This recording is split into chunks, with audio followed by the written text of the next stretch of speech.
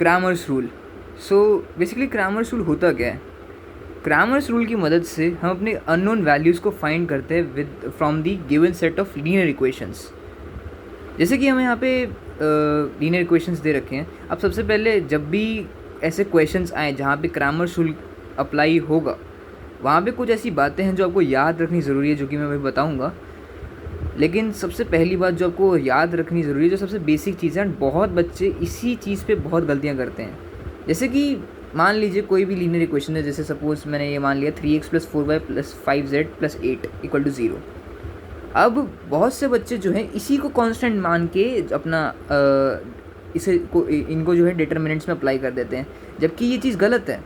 आपको कांस्टेंट को equal to के राइट साइड ही रखना पड़ेगा, तब जाके आप ये अप्लाई करेंगे।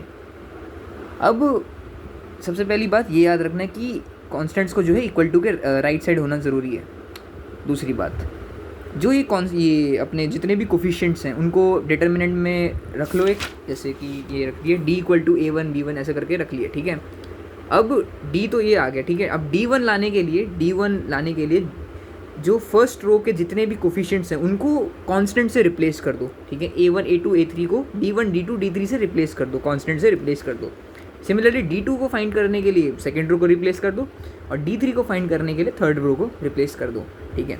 नाउ x = d1/d d, ठीक है, और y = d2/d d, and z = d3/d, ठीक है। अब यहाँ पे क्या है, अगर d जो है अगर वो नॉन ज़ीरो है तब तो कोई दिक्कत ही नहीं है, ठीक है। अगर आपको वो नॉन ज़ीरो है तब तो कोई दिक्कत नहीं है। उस केस में क्या होगा कि वहाँ पे आएगा यूनिक सॉल्यूशन, ठीक है। जैसे कि आप चार्ट में देख सकते हो कि अगर d = 0 नॉन ज़ीरो है इक्वल टू, तो वहाँ पे आएगा आपका यूनिक सॉल्यूशन, ठीक है। बट दिक्कत कहाँ आएगी? दिक्कत तब आएगी अगर d जो है वो ज़ीरो हो जाए, d = 0, ठीक है। अगर d जो है वो ज़ीरो हो जाए तब क्या करें? तो यहाँ पे दो सिनेरियो बन जाएंगे। सबसे पहले अगर मान लो चलो 0 आ जाता है, तो आपको ये चीज़ चेक करनी है, जैसे मान लो कि d यहाँ पे 0 आ गया, ठीक है। तो आपको ये चीज़ चेक करनी है कि d1 d2 d3 में से एटलीस्ट एक ना एक तो नॉन ज़ीरो होना ही चाहिए, ठीक है। जैसे यहाँ पे अगर 0 ले लेते हैं, ठीक है,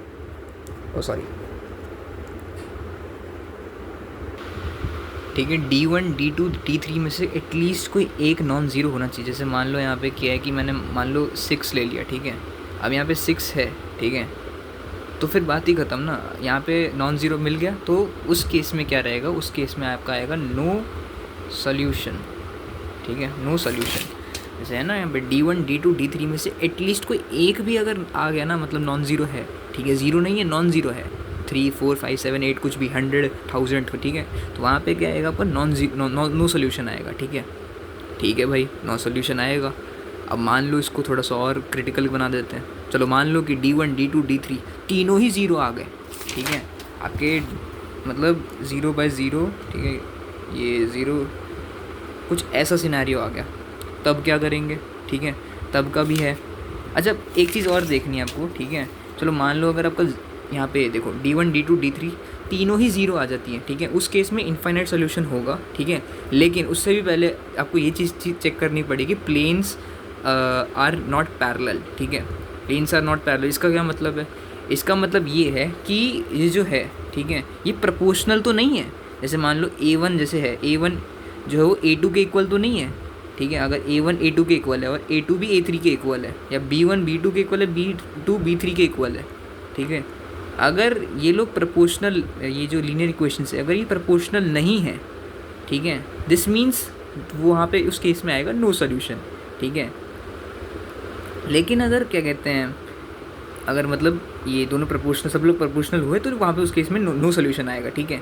लेकिन अगर ये प्लेन्स, ये लीनियर इक्वेशंस अगर पैरेलल नहीं है, मतलब प्रोपोर्शनल नहीं है, सेम नहीं है, तब जो है आपका इनफाइनाइट सॉल्यूशन उस केस में आ जाएगा, ठीक है।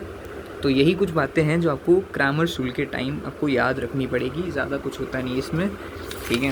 इसी से क्वेश्चन रिलेटेड आती है। छोटी मोटी गलतियाँ बच्चे करते हैं, अक्सर ही कांस्टेंट वाली गलतियाँ करते हैं कि कांस्टेंट को एज इट इज़ ले लेते हैं, अगर मान लो लेफ़्ट साइड वहाँ पे दिया है, ठीक है, तो वो गलती नहीं करनी है।